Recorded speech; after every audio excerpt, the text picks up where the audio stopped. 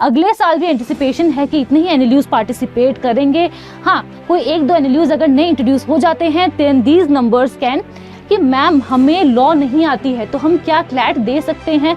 जी हाँ बिल्कुल, अगर आप कंसोर्शियम ऑफ एनएलयूज की वेबसाइट पर जाएंगे तो वहाँ साफ साफ लिखा है कि आपको प्रायर नॉलेज ऑफ लॉ की जरूरत नहीं है। Hello everyone, welcome to the official YouTube platform of CLAT Adda 24/7। I am your law mentor Dimple Parekh and today we are going to discuss everything about CLAT 2026। तो चलिए वीडियो को ज्यादा लॉन्ग नहीं बनाएंगे, स्टार्ट करते हैं अपने आज के सेशन को। और सेशन को स्टार्ट करने से पहले मैं आपको बता दूं कि अड्डा 24/7 आपके लेकर आया है the biggest month end sale ever, जहां आपको मिलने वाला है flat 40% off on all law products, 2x validity on Mahapack and the lowest price ever.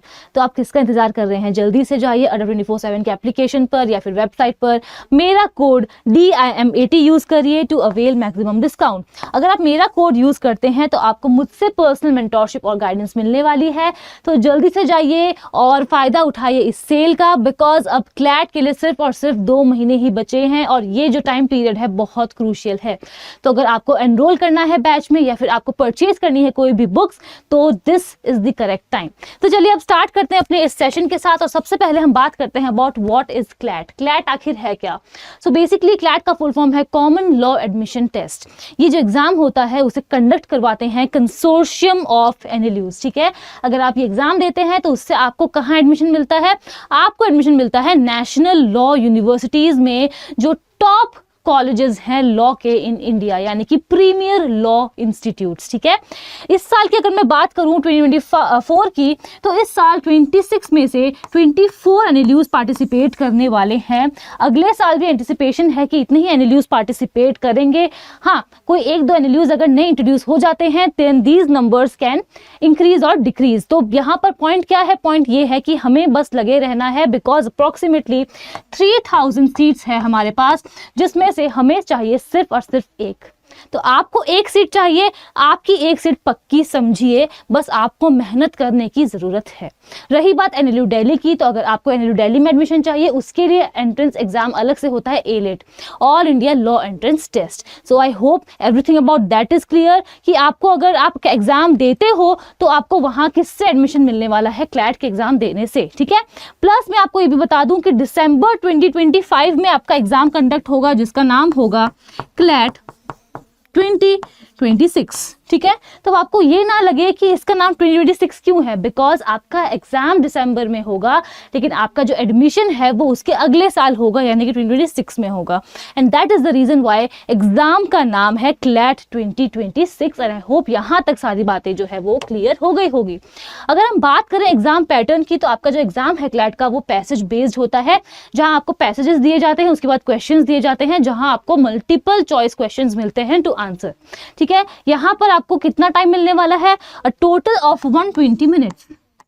आपको 120 मिनट्स मिलेंगे 120 क्वेश्चंस को सॉल्व करने के लिए, यानी कि 1 मिनट पर क्वेश्चन आपको यहाँ पर लगाना है। अब आपकी स्पीड कैसे इंक्रीज होगी, आप किस तरीके से पढ़ पाएंगे, कैसे आपको क्वेश्चंस को सॉल्व करना है, इसके लिए आप हमारे साथ बने रहिए इसी यूट्यूब प्लेटफॉर्म पर। ठीक है, तो ये आपको क्वेश्चंस पूछे जाएंगे। प्लस अगर आप करेक्ट मार्क्स, अगर आप अपने करेक्ट क्वेश्चन को आंसर को मार्क करते हैं तो वहां आपको +1 मिलने वाला है।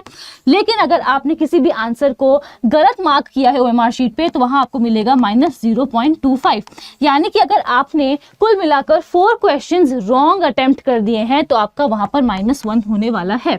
अब कुछ बच्चे ये पूछते हैं कि मैम अगर हमने अटेम्प्ट किया ही नहीं तो अगर आप क्वेश्चन को अटेम्प्ट नहीं करते हो OMR शीट पे तो आपके कोई भी नेगेटिव मार्किंग वहां पर नहीं होने वाली है।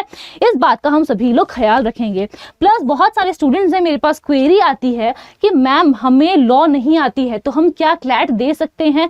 जी हाँ बिल्कुल, अगर आप कंसोर्शियम ऑफ एनएलयूज की वेबसाइट पर जाएंगे तो वहां साफ साफ लिखा है कि आपको प्रायर नॉलेज ऑफ लॉ की जरूरत नहीं है। जितना आपको हम पढ़ा रहे हैं, जितना आपकी 12th तक की लीगल अवेयरनेस होनी चाहिए वहां तक ही सफिशिएंट है, बिकॉज यहाँ आपको पैसेजेस मिलने वाले हैं और आपके जो क्वेश्चंस हैं उनके आंसर्स पैसेजेस में ही छुपे होंगे। बस आपको आनी चाहिए तो क्या? इंग्लिश पढ़नी, स्पीड में प्लस कॉम्प्रिहेंशन स्किल्स। अगर आपने इन दोनों पे काम कर लिया तो क्लैट क्रैक करना आपके बाएं हाथ का खेल है, ठीक है। So I hope you understand that. Now coming to the next thing, that is syllabus. तो आपको कुल मिलाकर 5 सेक्शंस पूछे जाते हैं क्लैट के एग्जाम में, that is legal reasoning, logical reasoning, English, then we have current affairs including general knowledge, and last but not the least is quantitative techniques.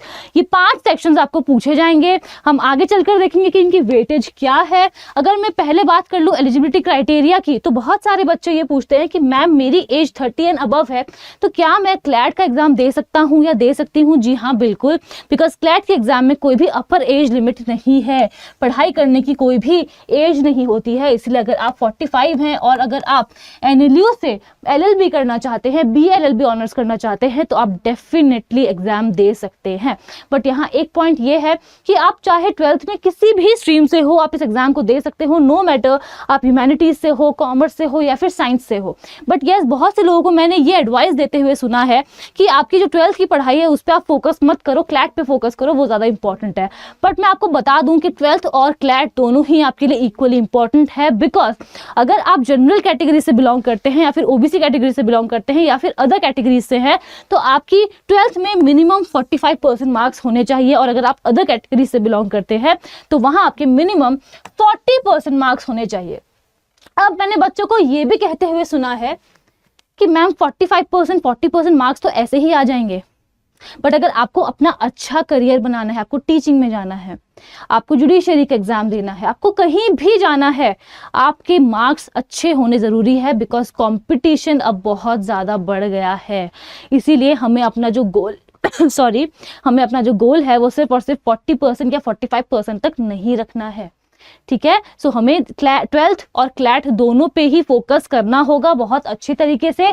Plus जो भी बच्चे अगली साल 12th का एग्जाम देंगे वो डेफिनेटली अगले साल दिसंबर में क्लैट का एग्जाम दे सकते हैं। इस बात को आप लोग अच्छे तरीके से समझ जाइए। बस जब आप लोग एडमिशन के लिए जाएंगे उस टाइम आप लोग को एविडेंस प्रेजेंट करना होगा कि यस मैंने 12th अपीयर कर ली है, मेरे 12th का एग्जाम हो चुका है।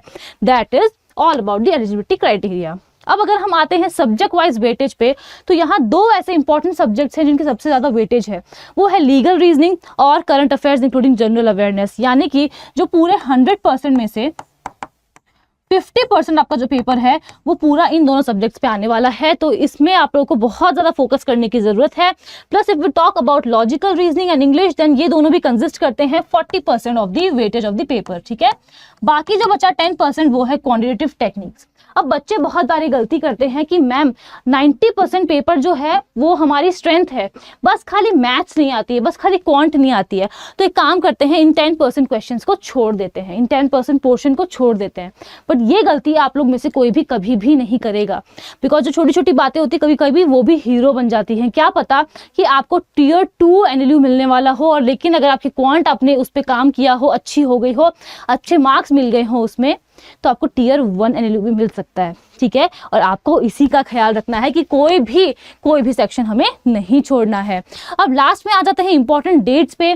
तो एक्सपेक्टेशंस के हिसाब से अगर हम बात करें, इस साल भी 15 जुलाई से स्टार्ट हो गए थे रजिस्ट्रेशन फॉर्म्स फिल होना ऑनलाइन, तो एक्सपेक्टेशन यही है कि जुलाई 2025 में आ जाएंगे आपके एप्लीकेशन फॉर्म, और दिसंबर 1st वीक में कंडक्ट हो जाएंगे आपके क्लैट के एग्जाम। सो आई होप आप जो भी इंफॉर्मेशन ढूंढ रहे थे अबाउट क्लैट 2026 वो आपको इस वीडियो में मिल गई हो। If you have any doubt then you can any day mail me at dimple.parik@247.com। Thank you so much for watching. आपको कोई भी क्वेरी है आप मुझे मेल ड्रॉप कर सकते हैं। चैनल पे पहली बार आए हैं तो वो सब्सक्राइब जरूर करेंगे, एंड यस वीडियो को देखने के बाद लाइक और शेयर भी करेंगे। Thank you so much for watching. मिलती हूँ मैं आपसे अगली वीडियो में।